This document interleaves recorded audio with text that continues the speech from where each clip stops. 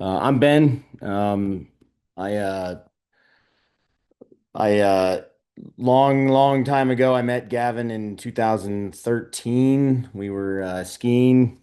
Um, my background is kind of I was in the military and then the FBI and then I owned a CrossFit gym for 15 years.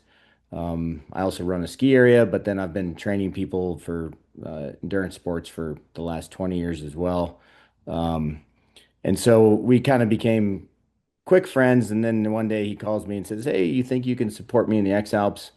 I was a P like 2.1. I wasn't exactly savvy in the air and went over there and started supporting him. And then it just kind of grew into us doing 4X Alps, me doing hike and fly racing, and then me training a bunch of our X Alps. Most of the US X Alps athletes I've trained. So um, then he got the idea. Well, our first idea a long time ago was to try and bring an X Alps to Nevada area, and then we figured out probably everyone would die doing that. So we created the XRedRocks stage race. So that's kind of the happy story of why we're here. Uh, Started without a challenge program, and now it's become I think our most subscribed part of the race. So you'll likely be with 30 to 40 other people. Um, Challenge is interesting. Just to be totally frank, if you're super fit, it won't be challenging that much in that regard. If you're a really good pilot but unfit, then the flying won't be challenging. It's a entry level for you to get your bearings, for us to make sure when you come to challenge, you're not gonna, I mean, the adventure the next year, you're not gonna kill yourself in the air or on the ground. Because we got feedback early on that the race was too hard. So part of what we've done with challenge is make it a little easier, and then the big thing is provide this training. And the training will be on you to do. And you'll get out of it what you put into it. But if you put a lot into it, when we have hard days with more miles and less flying, then you'll be able to race hard and not feel like crap at the end of the day. So uh, I'm gonna jump into bringing up some slides. We're gonna see if you can make sure you can see it. Share. See here.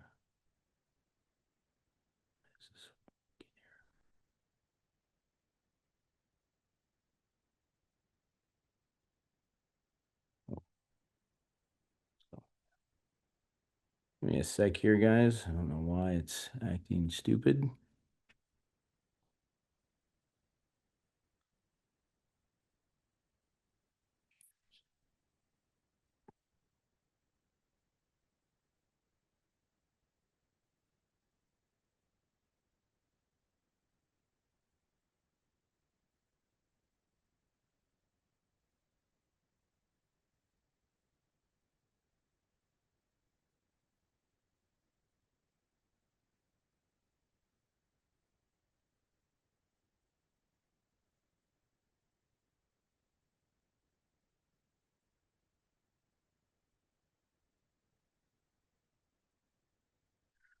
Sorry, guys. We did this last night and now it's acting stupid here. So give me a second here.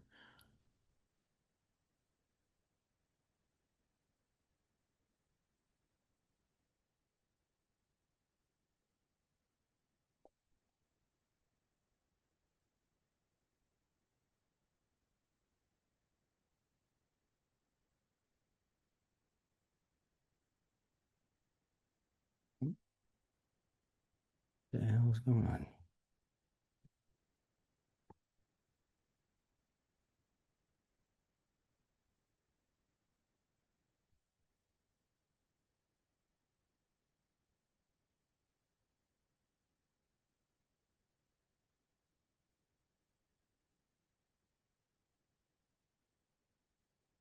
Really?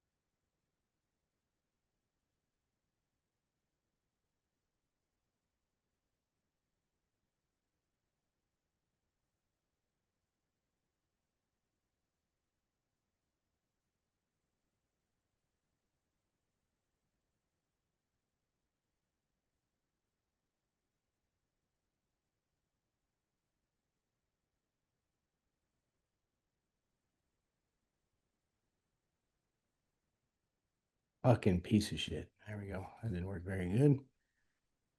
Oh man.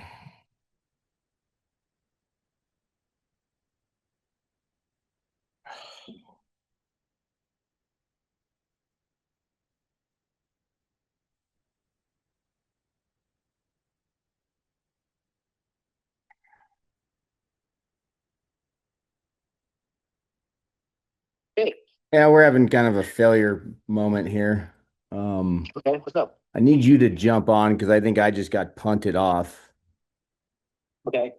And yeah, sorry. No, no, we're back here. No, I'm on. Hold on. Sorry, guys. It like there we go. Share screen. There we go. I think we got it. Can you guys see that? Yep. Okay. Sorry for the complete disaster there. Yeah, no problem. You recording? Yeah, we're recording. Awesome. Cool. Okay. Thanks, Give me man. a call if you need anything. All right. Alrighty. Bye. Bye. All right, folks. Sorry for that. All right. It move this thing over here.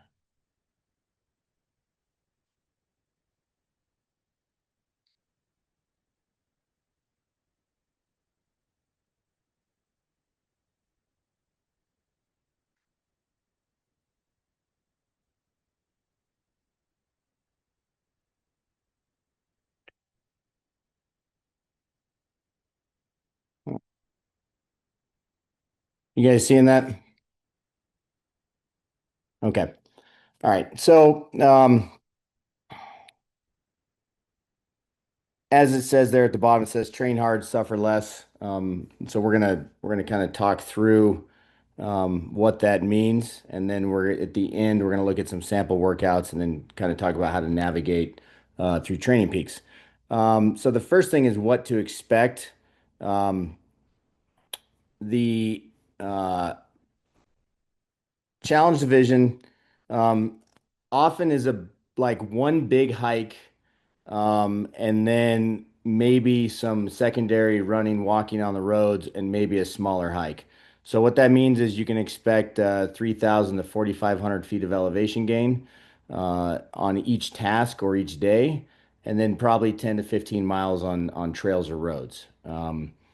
Bad weather days, you can expect a little more. Good weather days, probably a little less. We'll try and get you some good flying. We're always trying to maximize um, your time in the air. So we know you're there to hike and fly race, not just run around in circles. If you guys move on to adventure, it ramps up quite a bit. So that's looking at two hikes generally forced, like we'll design a task where you often have to hike twice. And these hikes in Monroe tend to be in the 3,000 or larger range of vertical feet. And then 15 to 20 miles on roads. And some of that's up to you. If you land short of goal and it's 4 o'clock and there's no chance of getting to a launch, you can call it, or you can push hard and get as far as you can to get max points. So some of that is how you manage your body. If your feet start falling apart and it's only day two, then maybe you pull it and you get ready for the next day. So just things to think about. Um, we've seen cold days. We've seen really hot days. I think more hot than cold. It gets pretty warm in the valleys down there.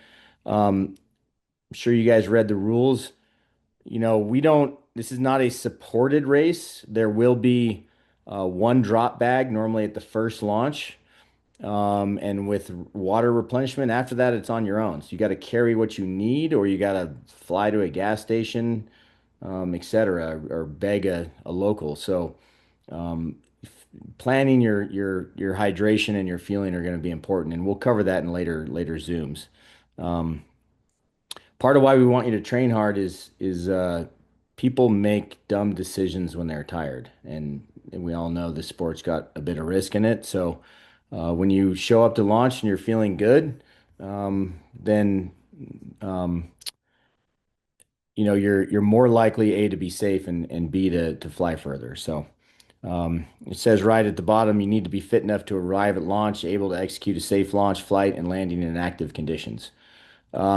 We're not there to, uh, this is not a normal comp. We don't call the race. We don't close the launch. We don't tell you to fly or not fly. We will design a task based on the weather that we think makes sense, but you as the pilot need to um, make the right decision for yourself. So, um, so that's kind of the broad introduction. Does anyone have any questions on that, on the kind of starting piece?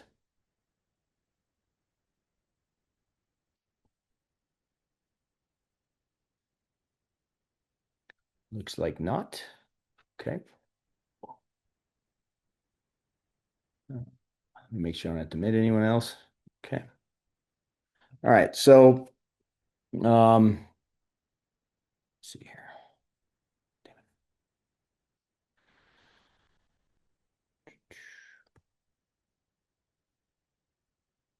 This is acting so stupid.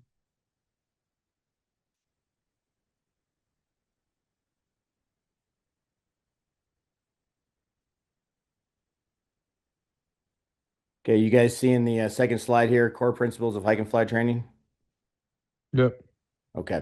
So, so one of the things that we really want to work on is building a sports specific aerobic base.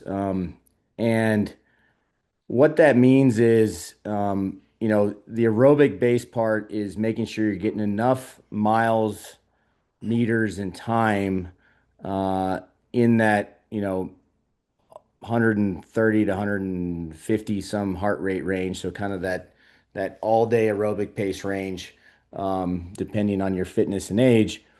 But we want to do it making sure you're doing plenty of hiking and walking on the ground. Having some days cycling, some days in the pool, those are all good things. But if you don't build that connective tissue while you're doing your sport specific, you're going to show up not feeling very good and not doing very well. We're going to use some strength training. And the point of that is to build some athleticism and durability. If you hit the ground, it hurts. If you have some more muscle on you, it hurts less. So that's going to be kind of a key part of what we're doing. And then we're going to make sure we're getting long training days in. A long training day is going to start at 90 minutes and it's going to go up to 5 or 6 hours. And those are, you got to train long to go long. It's just kind of a non-negotiable part of the deal. We all have jobs in life, so we're going to focus those around the weekend. Um, there's plenty of road walking in hike and fly. It's not the sexy part. It's also the part that breaks a lot of people off. It crushes their feet, makes your hips hurt, makes your shoulders hurt. So we're going to train some road walking. It's boring, but grab a good podcast and then get after it. Um, Mobility and self-care. So we're going to have some mobility for you to work on. Um, and that's basically stretching, foam rolling. I do encourage yoga, massage, and all those kind of things. And the more you recover, the harder you can train. And then we'll take some bigger blocks of recovery, and that'll allow you um, to to adapt. So for your body to get fit, and and that comes through rest. So, and then the last part says consistency pays more dividends than infrequent, harder work. What I'm trying to get at there is do your best to train most of the workouts most of the time.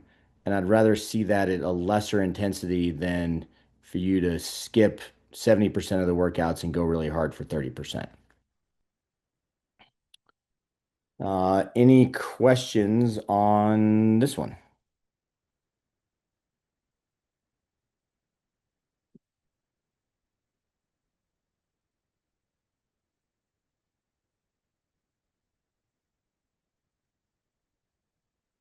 Nope. All right. Well, we will move back on.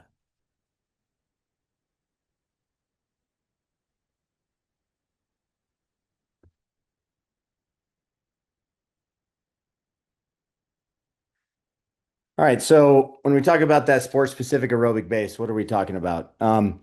So you've got aerobic training and you've got anaerobic training. Aerobic training, I think most people know what that is. So that's it's where your body is, it's burning fat for fuel. It's an all-day pace. You should be able to have a conversation. For most people, it's a heart rate of around 180 minus your age. It's kind of a baseline. And the big deal is that needs to be the bulk of the training. So for our purposes, we're going to use RPE, which is rate of perceived exertion, and aerobic is between RPE of 4 and 6, basically. Um, and so, often I'll say go do XYZ 5 of 10. So that's that you can go out and whether it's 60 minutes or 90 minutes, it's that pace that you can keep going and not feel totally crushed at the end. Anaerobic training is going to be our seasoning, and that's going to be 20% or less of the training. So that's going to be intervals, sprints, and some tempo work. Tempo is kind of like just above or aerobic, bottom end of anaerobic. You can normally hold that for like 40 to 50 minutes before you blow up. Those are useful. Sometimes you need to get to launch like right now, and being able to hold a pace that's super uncomfortable for that period of time can be pretty useful. So we'll work all of it, but just expect that the bulk of it's going to be in the aerobic zone. Um, Sport specific. So that says underload mountainous terrain or best approximation. So what that means is running or hiking without a backpack is not enough. You need to have your pack on at the approximate weight of your race weight. Even if you're not going to go fly, you need a pack for much of this training. And then the best is to be going uphill in mountainous terrain. If you live somewhere that's not possible, you need to get friendly with a stairmaster, a stair climber. You can do step ups, not much fun, but it can be done. I trained Eduardo Garza for 3X Piers, 2X Alps. He lives in Boston. He basically spent his all his weekdays on a stairmaster and then would go out to the mountains in the weekend. He hated it, but he was super fit and it worked. So, um, just you need to adapt, and if it's not convenient to get in the mountains on a Tuesday, then try and find some alternate approximations. Muscular endurance, we're going to do a muscular endurance phase. That's basically, it's going to be a lot of kind of like body weight, squats, lunges, big clusters going to make you sore. And then with some overly weighted hikes, it's not a fun phase. You generally end each week pretty beat up. But it's kind of one of the special sauces that lets you still go hard on day three going uphill. So we'll talk about it when we get there, but just be on the lookout for it. I already talked about the heart rate stuff and the RPE, but you can Google all kinds of stuff on the internet. If you're already training hard and you know what your zone two is, great. Then you don't need to ask me. Feel free to use your heart rate zones if you know it.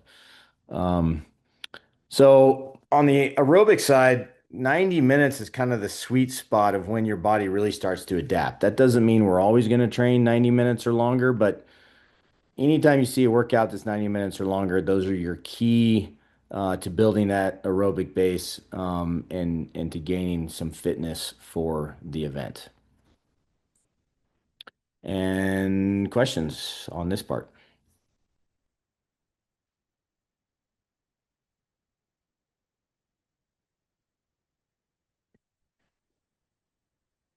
Nope. Okay. Uh, Question. Do we need gym or it's fine just to train outside? Yeah, so what we're gonna do is um, um, the um, we're gonna have an A and a B group. And this is important, and we're going to talk about it at the end, but we can talk about it now. Um, so A group is means you're more experienced, and that's both in for gym workouts, and often if you're in A, it probably means that you have access to a gym, and then there's B workouts that are only B group is only body weight, or you're less experienced in strength training.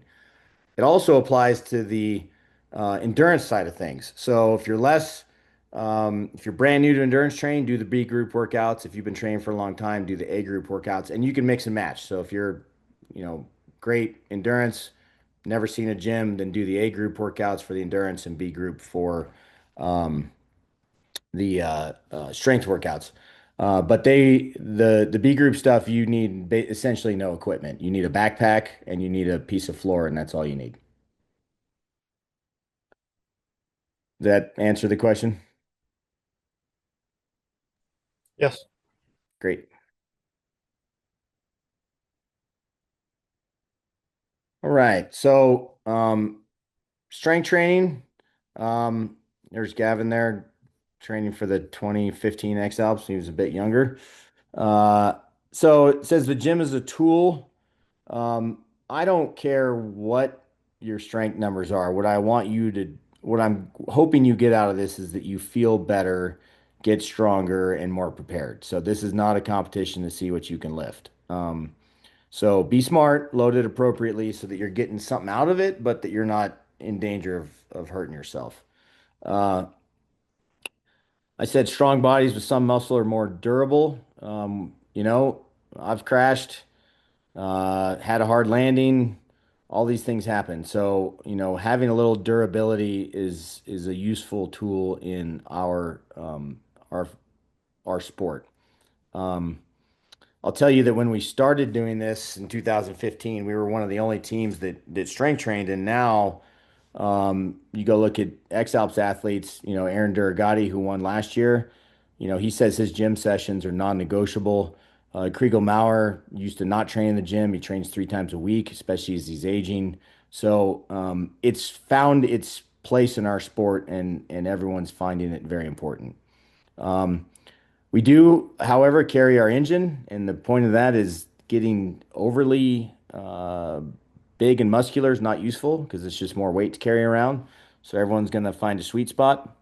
Um, but most people have excess body fat, not excess muscle. So unless you're one of the rare easy gainers who's totally jacked, likely we can all afford to lose a few pounds here and there. So don't be afraid of the gym is what I'm trying to get at.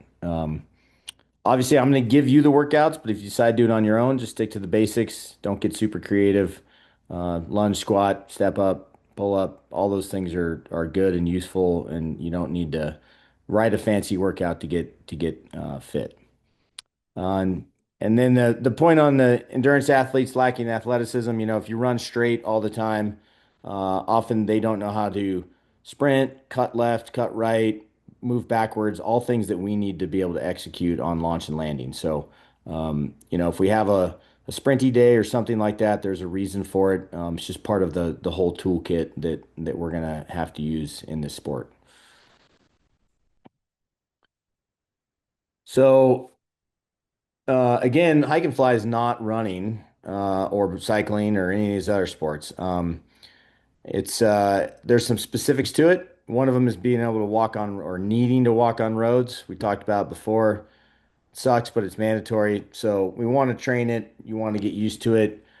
It's not uncommon to start your morning. We start at 7:38, hike up, you launch by 11, you might fly, and you blow it. You bomb out.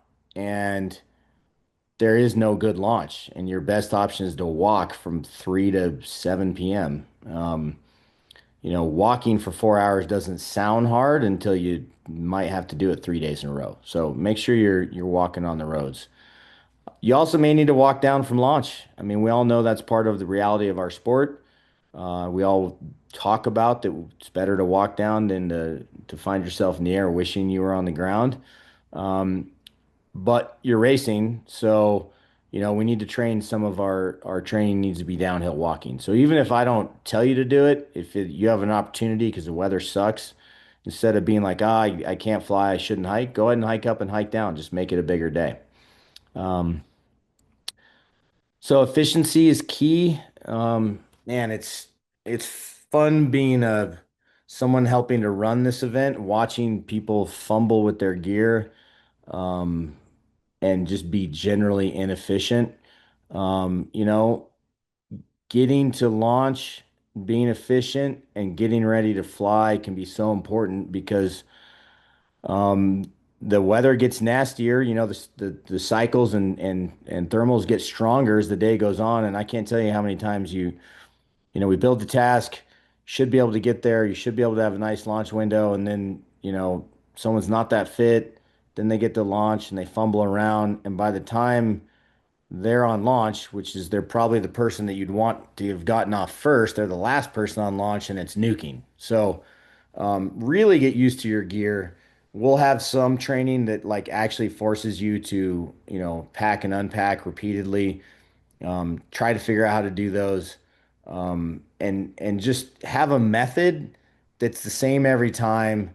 And we don't need to be Kriegel in the X-Alps, but you should be able to pack or unpack within 5 minutes. And if you can do that, have all your stuff in the right place and not be a junk show on launch, then you'll be way more successful. I think by now everyone knows that you should hike with a backpack with poles going uphill. If you're one of those people that doesn't, go buy some poles. There's massive efficiency gains. It's been studied. It does work. I don't like poles when I'm on the roads, but you got to use them going uphill. Uh, Comments on anything Question in that about slide? poles. What's that? Like a question about poles. Sure. So, does it make sense to buy expensive carbon fiber poles or just something aluminum is fine? Definitely get the ones that come apart well and fit in your pack. Definitely go with trekking poles, not old ski poles that are too heavy. And then my answer is, I'd go with your budget. If you got budget for carbon, I'd get them. It is less fatigue on your arms. They're susceptible to breaking, but I've broken both carbon and uh, um, aluminum poles. So, but if you've got the money, I'd go for the carbon poles. Okay. Um, so pretty much every week we're gonna have one long day.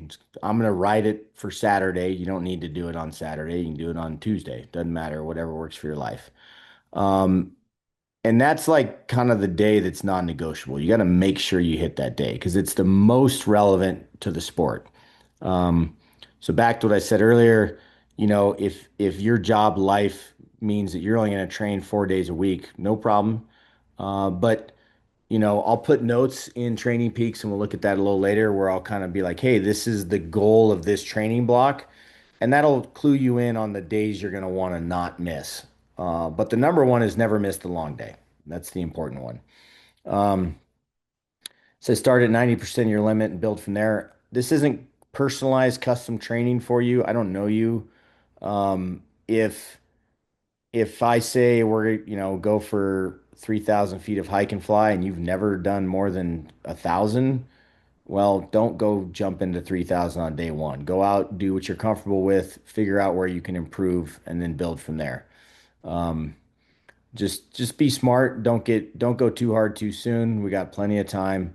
But when you go too hard too soon, then you're at risk for injury. So if you got questions, you can always shoot me a note too.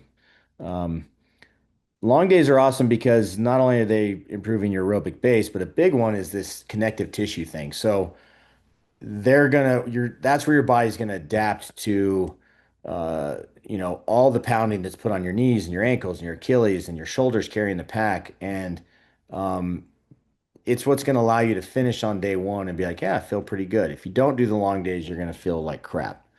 Um, we're gonna do some simulations, not a ton, but we'll do like two sets of simulations. Those will be like 2 days where we're gonna try and get you up early in the morning, um, and do essentially a simulation of the race. So it might be, get up, walk 5 miles, hike 3,000 feet, fly. If you can't fly, then go home and do some yard work.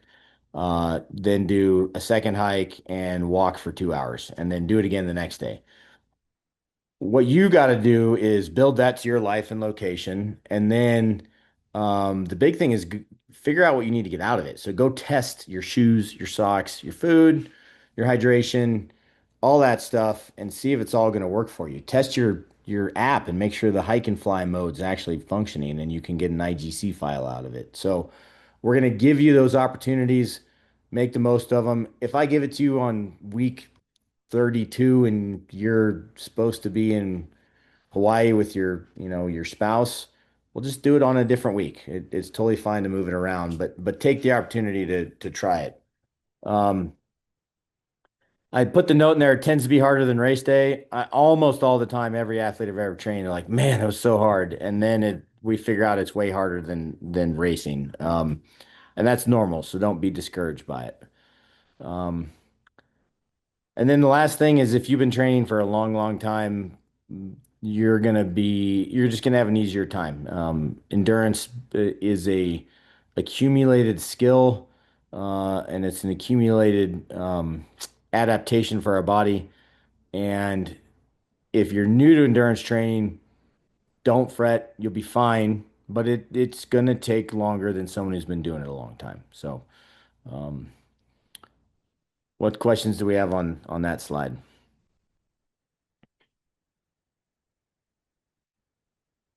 All right. Self-care and when to rest. So it says self-care is a daily event.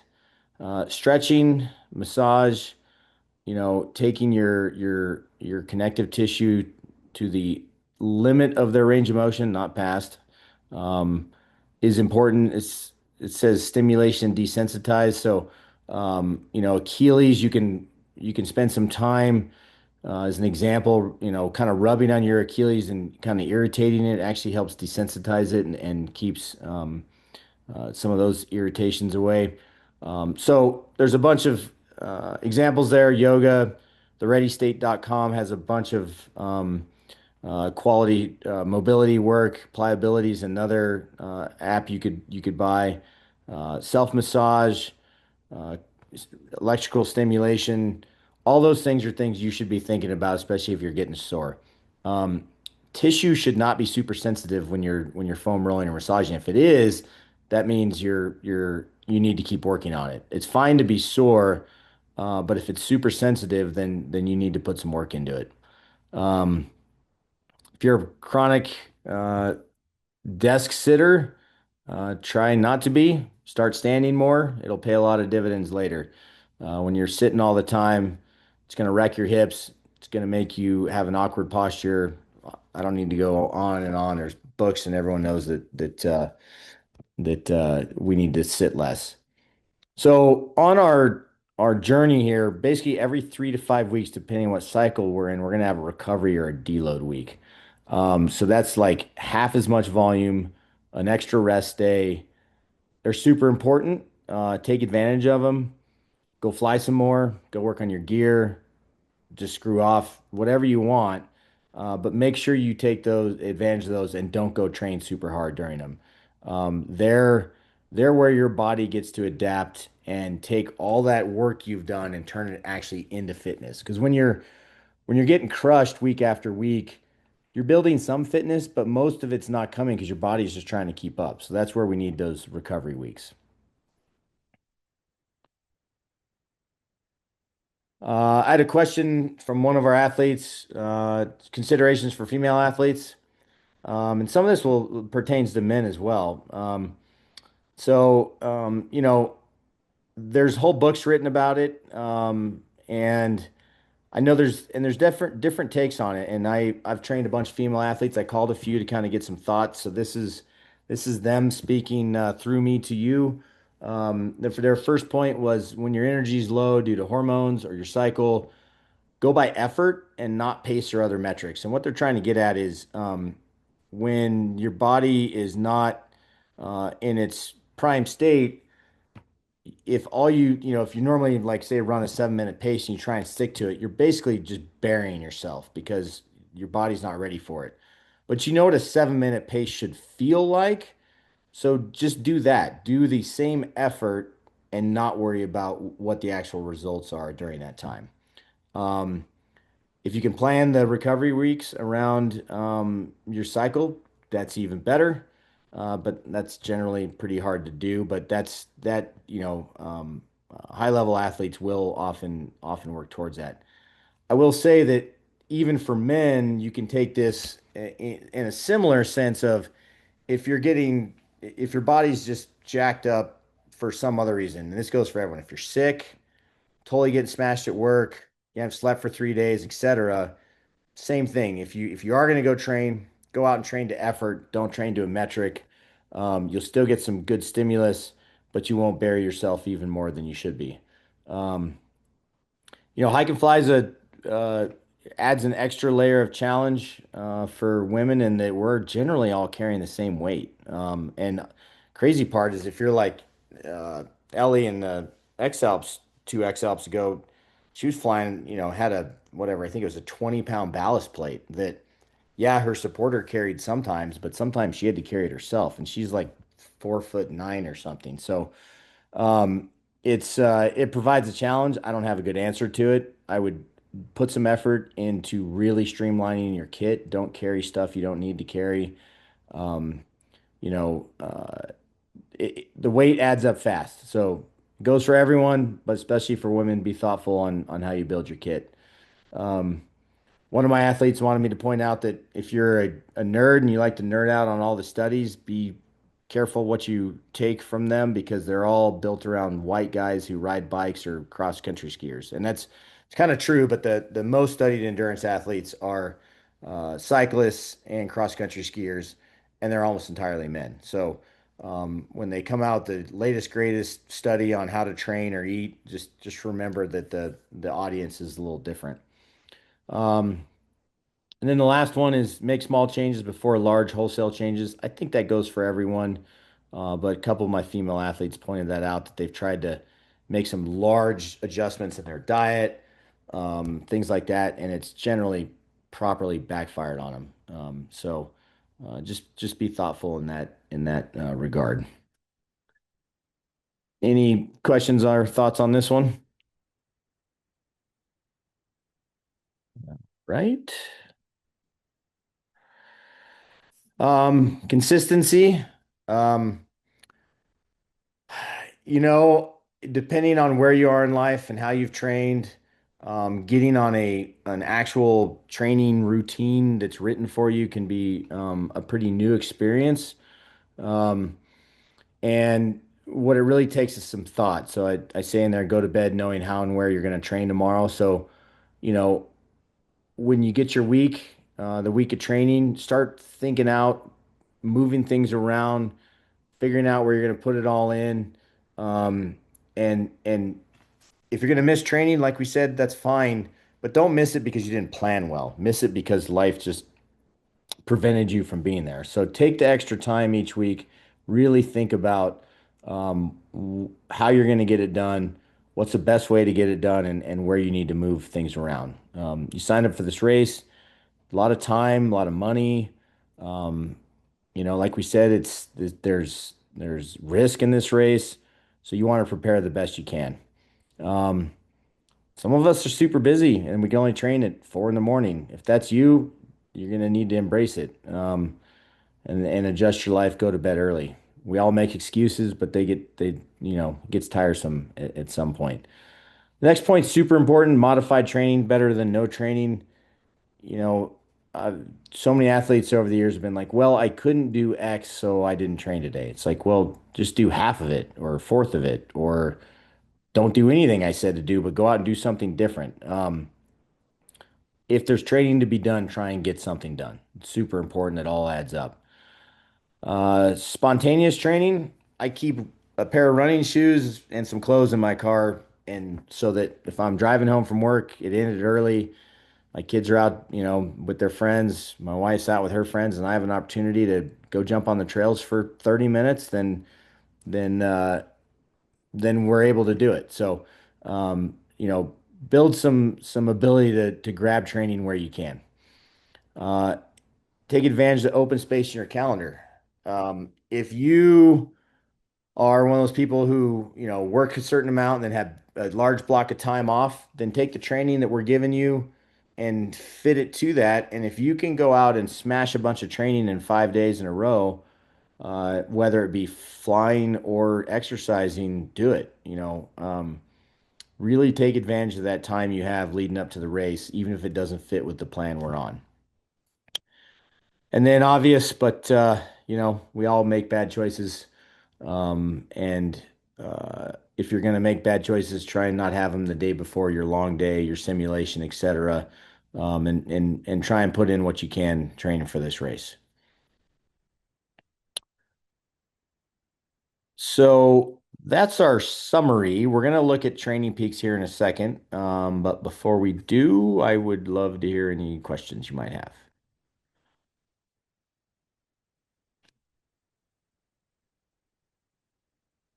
Right. Then we will bring up training peaks.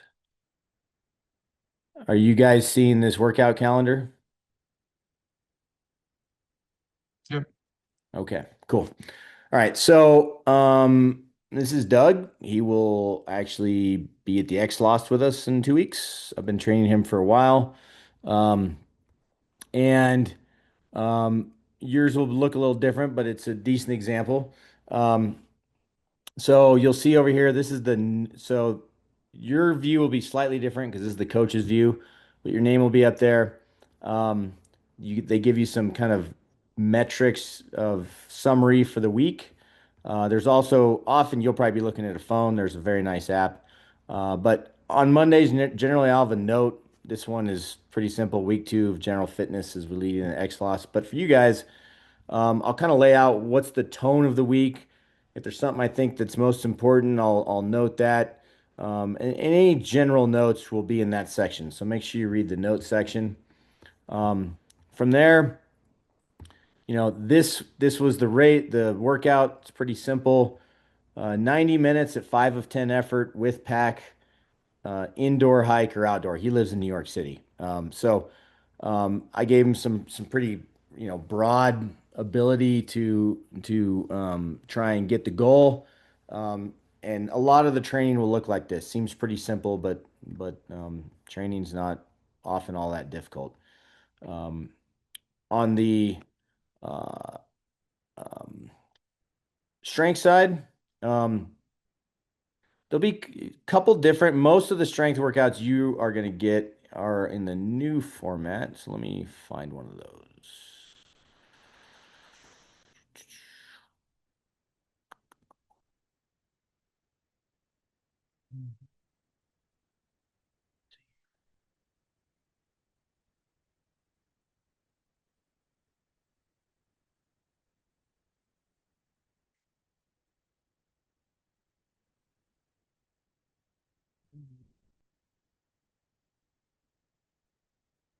Sorry, guys, just bear with me here for a second.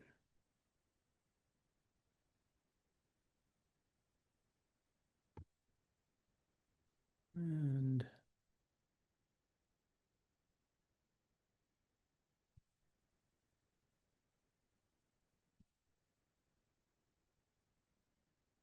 okay, so um, this is actually from last year's. So here's a example of a strength workout. It's B group. Um, it'll have a warm up. It's got 3 sets. There's going to be videos that you can click on that tell you how to do the strength workouts. If there's, this just says take your time and get warm because it's a warm up. And so there'll be instructions for each exercise, as well as, like I said, the video link. Here's another one. Exercise is dumbbell Bulgarian split squats. You're like, I don't know what that is. Click on the video to walk you through it. If you don't have dumbbells, totally fine. Do it without weight. You can put a backpack on to add weight. Everything will be doable with you not needing it, but often I'll give you the option because a lot of people have it. Um, so that's what the bulk of your strength workouts will look like. Some of them will just be words. That's when it's super basic, and there's no videos needed. So that's an example of the strength workouts. You can see here. Um, if we look at Friday, it says A group, pack, run or walk. B group, pavement walk, 70 minutes. So they're different workouts depending on what group you're in. Um, the A group says walk with pack 15 minutes quickly for warm up, then alternate 3 to 4 sets of 1 mile running and then a half-mile walking. So that's assuming A group, you're on the fitter side. So we're going to actually ask you to run with the pack a little bit, not just walk. This is on flat ground. And then the B group is just to walk on the roads. Same thing here. A group's 4,000 feet of vertical gain. B group was 2,500 feet of vertical gain. So you can see that there's a bit of difference. What's going to happen is, uh, so what you're going to do, you're going to have two choices. You're going to get signed up for the basic, which is totally fine. With the basic, you can't use your watch to auto sync and you can't move workouts around. Doesn't matter. You can mentally move the workouts around in your mind and you can go in as an example and you could say, we planned for 90 minutes and you did 65 minutes and then boom, it turns yellow. You're good to go and you can move on with your life. If you're into metrics, if you like functionality of syncing your watch to Training Peaks, sign up for the premium. I think it's $10 a month. I get none of that money. And you can cancel it when the race is over. It gives you more functionality. So totally up to you. Um, while we're staring here, does anyone have any questions on what you're seeing on your screen and how to navigate it?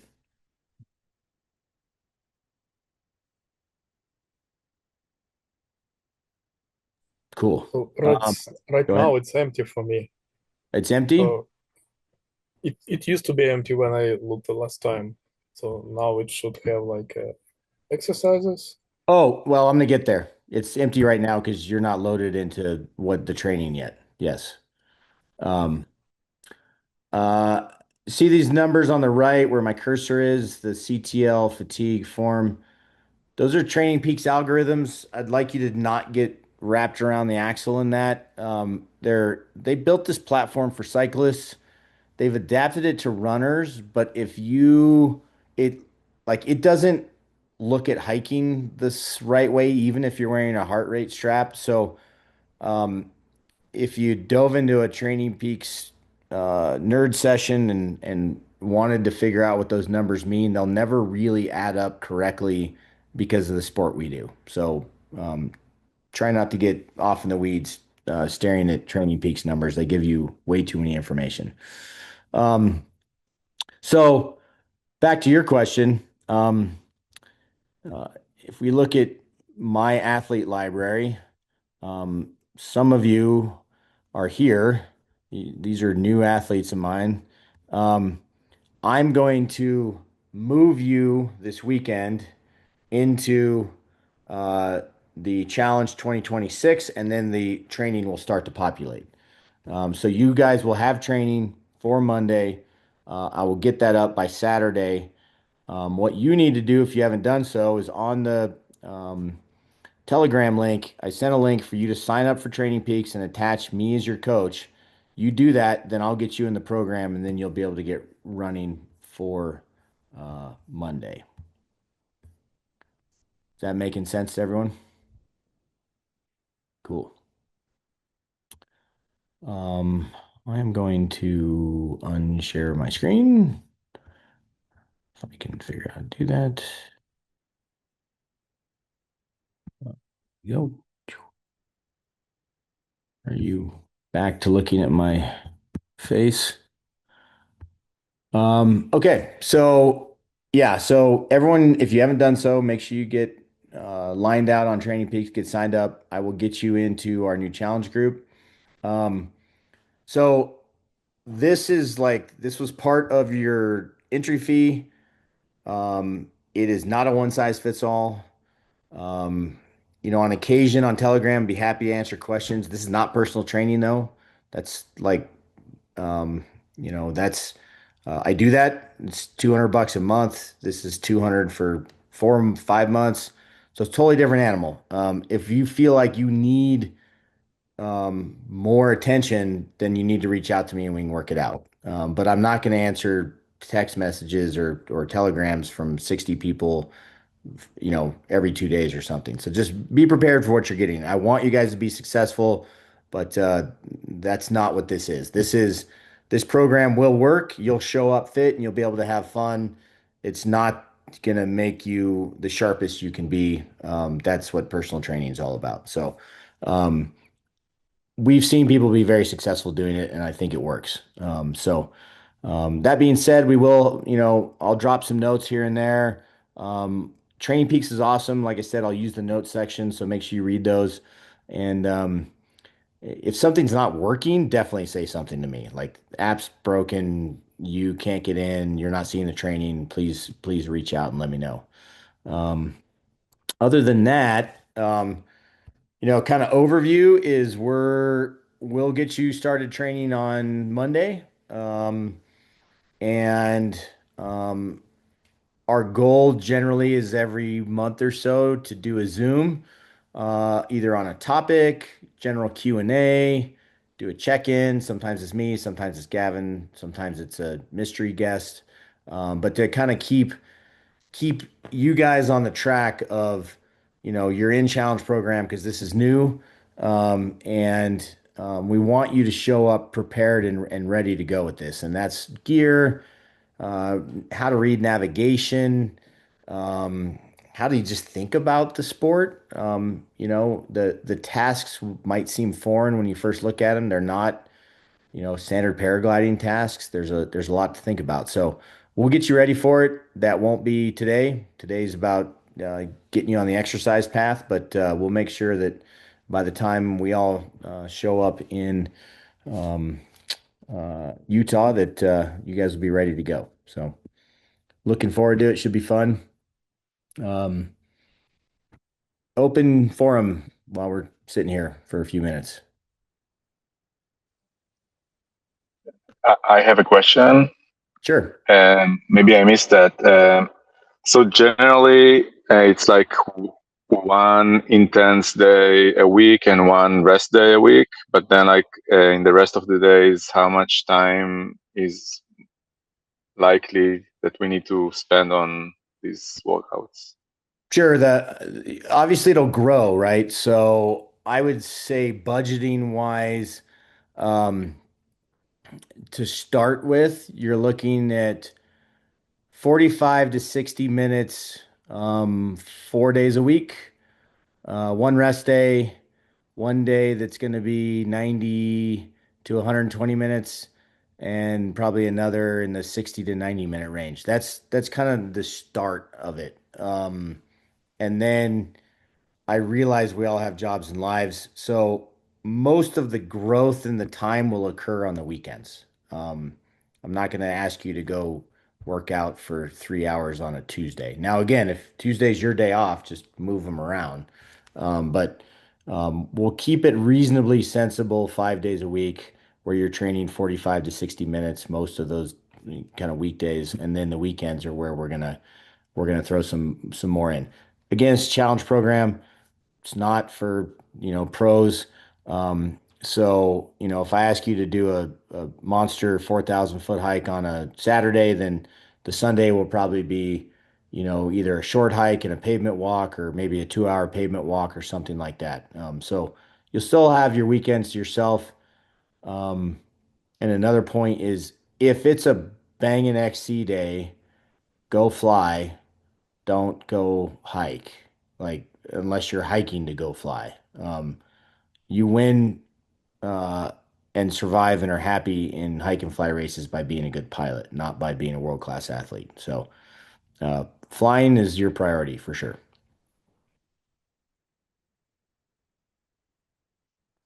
Thanks. Sure. Anyone else?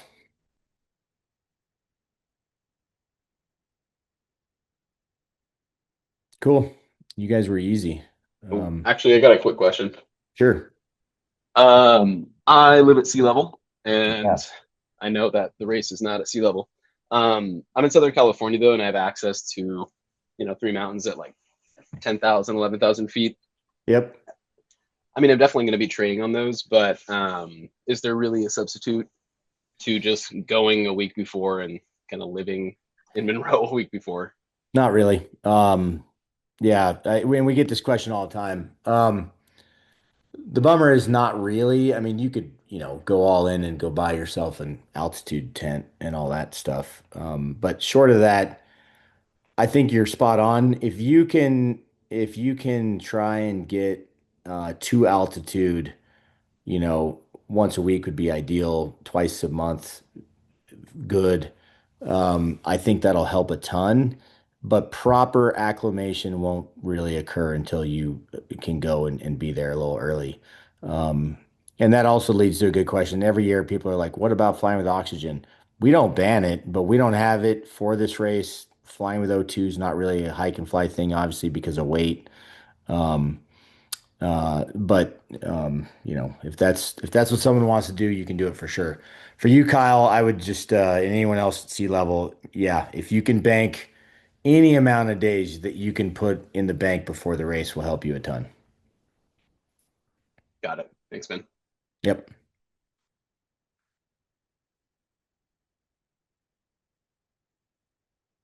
Cool. Sorry that was a shit show at the beginning there. But we'll better. Obviously, we're pilots and not very good tech people, but we'll work on it. Um, Other than that, I don't have anything. If you haven't done your Training Peak stuff, get on it tomorrow. Kind of tomorrow afternoon and Saturday is when I'll be sticking everyone into the group and getting the first week of training up. So, um, and this first week or two, if you've got questions, things really don't make sense, please throw them up on Telegram and we'll get them answered for sure. All right. Well, everyone have a great evening and we'll be in touch soon.